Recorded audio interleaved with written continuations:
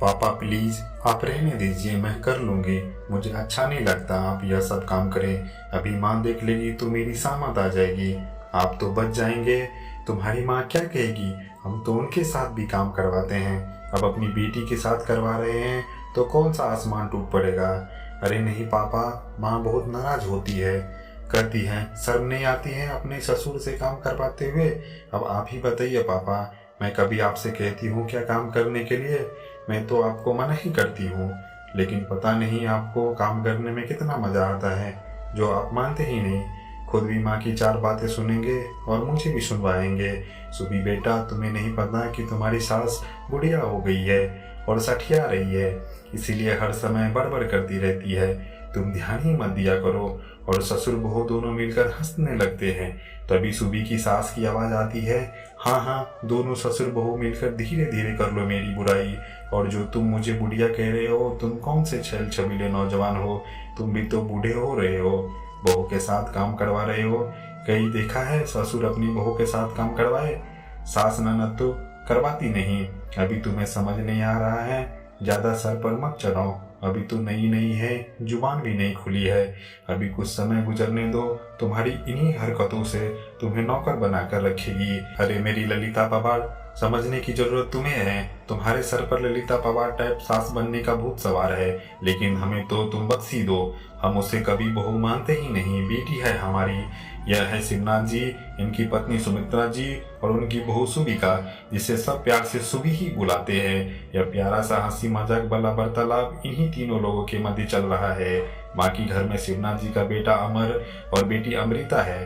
अभी 4 महीने पहले ही बेटे अमर की शादी हुई है और घर में सुबी जैसी प्यारी सी बहू उनके घर में आई है। अमर अपने पिता के साथ उनका बर्तनों का व्यापार संभालता है, दुकान घर के पास में ही है। अमर दुकान संभाल लेता है तो शिवनाथ जी को ज्यादा ध्यान देने की जरूरत नहीं पड़ती है। और अमृता अभी पढ़ रही है। घर में सिर्फ सुमित्रा जी का राज चलता है और उनका स्वभाव भी हिटलर जैसा है। दिल की अच्छी है, बस जबान की थोड़ी कड़वी है। और वह भी चाहती हैं कि उनकी बहू को हर काम आए, सारे काम अकेले ही संभाल ले, उनकी बहू में कोई कमी ना निकाल पाए, इसीलिए वह किसी भी काम में मदद नहीं करती। और बेटी भी उनकी दुलारी प्यारी है तो कोई काम नहीं लेती। और पढ़ाई लिखाई के चक्कर में उसे भाभी के साथ काम करवाने का समय ही नहीं मिलता। लेकिन ननद भाभी की आपस में पटती बहुत है। बहू भी अभी अभी काम काज में इतनी निपुण नहीं है, लेकिन सासू माँ का आदेश मानकर हर समय लगी रहती है। इसी तरह से वो खुश रहे तो घर में सुख शांति बनी रहेगी, नहीं तो पूरे दिन ताने मारती रहेगी। पति अमर सुबी से प्यार तो बहुत करता है, लेकिन माँ के आगे उसकी भी सीटी पीटी घूम रहती है। ससुर जी भी अपनी पत्नी पर दिलो जान से फिदा रहते हैं और उनका स्वभाव भी बहुत अच्छी तरह से समझते हैं, इसीलिए उनसे कुछ नहीं कहते।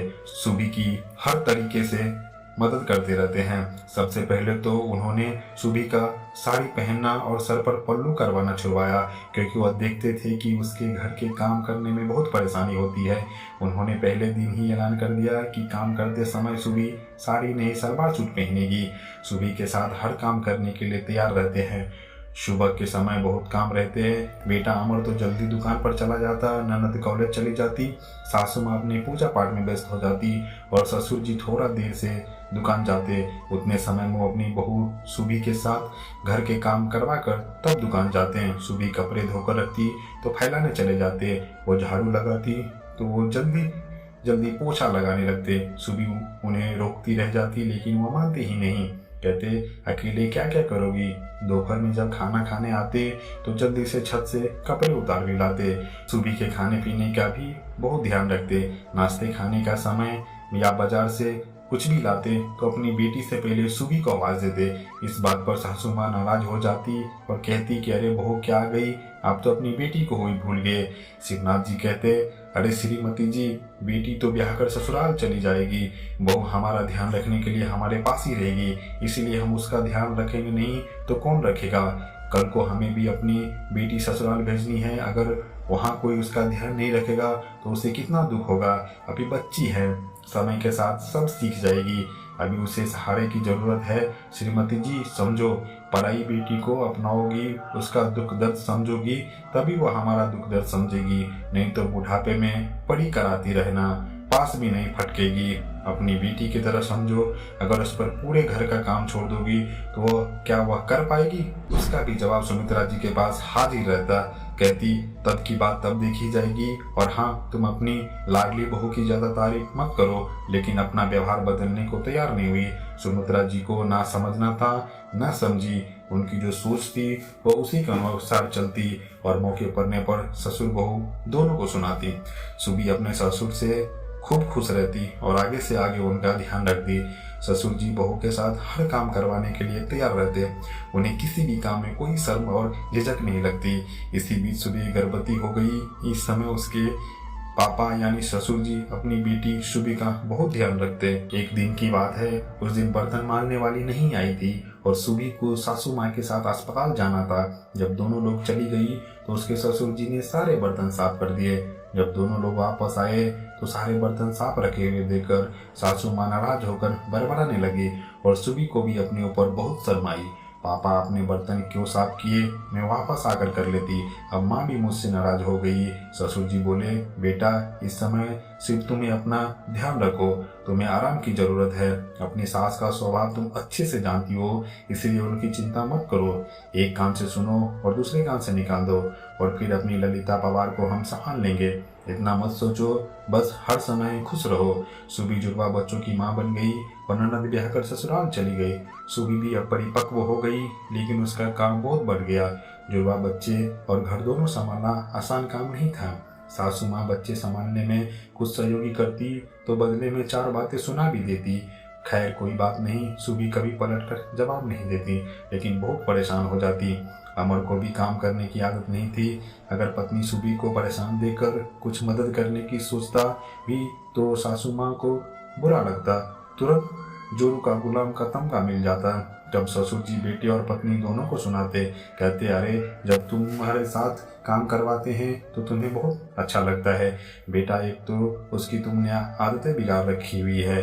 अगर पत्नी को परेशान देखकर कुछ करना चाहे तो तुम जोरू के गुलाम का तमगा देने को तैयार रहती हो। ऐसे में ससुर शिवनाथ जी ही उसका एकलौता सहारे थे।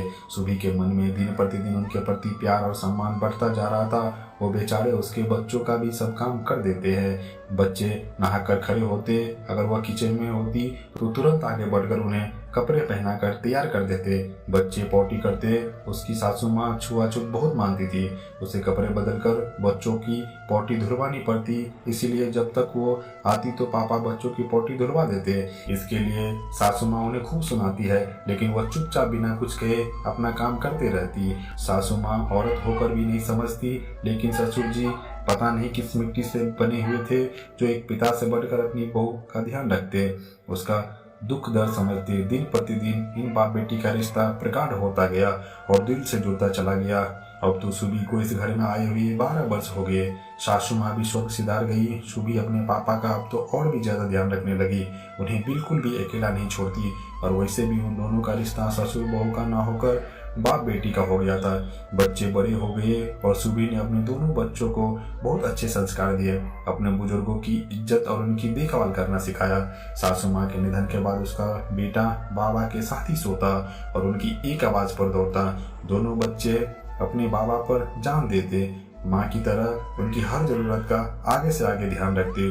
सुबी को ये देखकर बहुत अच्छा लगता है कि उसका बेटा बिल्कुल अपने बाबा की परछाई है।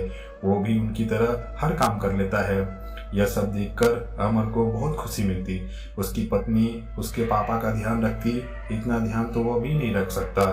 सुबी अपने पापा की सेवा करने के लिए हर समय तत्पर रहती और उन्हें मना करती रहती, पापा आप आराम से बैठिए, अब आपकी बेटी सब काम अकेले कर सकती है। आपके साथ ने उसे बहुत मजबूत बना दिया है, बस आपका हाथ और साथ हमेशा मुझ पर बना रहे, यही चाहती हूँ। मैं बहुत खुशनसीब हूँ जो आपका साथ मिला, नहीं तो पता नहीं मुझे जैसे अनाड़ी का क्या होता। मेरी बेटी हमेशा खुश रहे, अब मुझे किसी बात की चिंता नहीं है। तो दोस्तों, देखा आपने, एक ससुर बहू का रिश्ता बाप बेटी से बढ़कर हो गया। ऐसे होते हैं दिल से जुड़े हुए रिश्ते। आप सभी लोग मेरी ये कहानी जरूर पढ़िए और पढ़कर लाइक कमेंट जरूर करें, क्योंकि ये कहानी मेरे दिल के बहुत करीब है। और प्लीज सब्सक्राइब करें। धन्यवाद।